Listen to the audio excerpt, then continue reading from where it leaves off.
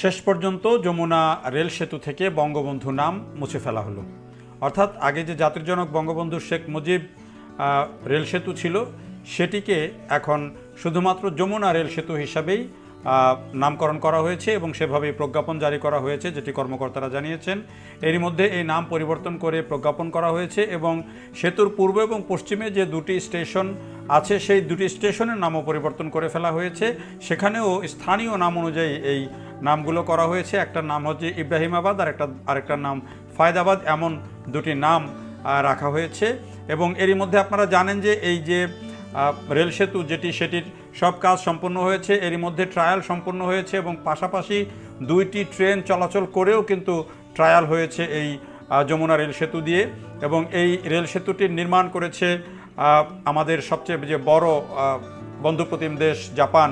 বিশেষ করে আমাদের উন্নয়নের ক্ষেত্রে জাপান শুরু থেকে অনেক বড় অংশীদার এবং তারাই এই রেল সেতু নির্মাণ করে দিল। প্রায় 17,000 কোটি টাকা ব্যয় হয়েছে এবং এই সেতু কিন্তু এখন শুধুমাত্র আনুষ্ঠানিকতার বাকি, উদ্বোধনের জন্য, অর্থাৎ সাধারণ মানুষের জন্য যে ট্রেন চলাচল করবে সেটি শুধু আনুষ্ঠানিকতা বাকি, যেটি জানুয়ারি মাসের মাঝামাঝি বা শেষ সপ্তাহে এই সাধারণ মানুষ এই সেতু দিয়ে ট্রেনে চলাচল করতে পারবে, যেটি বলা হয়েছে। এবং এখানে ডুয়েল গেজ ডাবল লাইন এবং এতে ব্রড গেজ লাইনে 120 কিলোমিটার গতিতে, মিটার গেজ লাইনে 100 কিলোমিটার গতিতে ট্রেন চলাচল করতে পারবে, যেটি বলা হয়েছে। এবং সেই কাজ কিন্তু মোটামুটি সম্পন্ন হয়ে গেছে এবং এটি অত্যাধুনিক প্রযুক্তিতে নির্মিত একটি সেতু, যেটি বিভিন্ন সময়ে রোদের রঙের সাথে সাথে কিন্তু বা সিজনের সাথে সাথে এটির রং বদল হবে এবং এটির যে পরীক্ষা সেটি সম্পূর্ণ হয়ে গেছে। এটির কারণে এই যে সেতু, বর্তমানে যে বঙ্গবন্ধু বহুমুখী সেতু সেটিতে যে লাইন যুক্ত আছে, এটি দিয়ে সর্বোচ্চ 20 কিলোমিটার গতিতে ট্রেন চলাচল করতে পারে।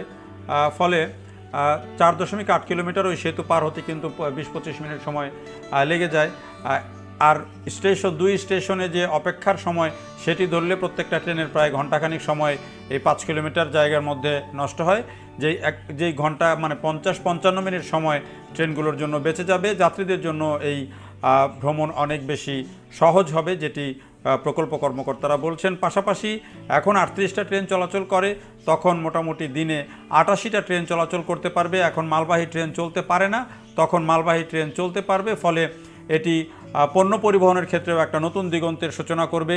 এটি উত্তরবঙ্গ, দক্ষিণবঙ্গ এবং রাজশাহীর সাথে ঢাকা, বিশেষ করে আমাদের এটি কিন্তু আন্তর্জাতিক রুটের সাথেও এই ট্রেন কিন্তু যুক্ত হতে পারবে, এই সেতুর মাধ্যমে যুক্ত হতে পারবে, যেটি একটি বড় সম্ভাবনার দুয়ার খুলে দিবে। দেখার জন্য সবাইকে অনেক ধন্যবাদ।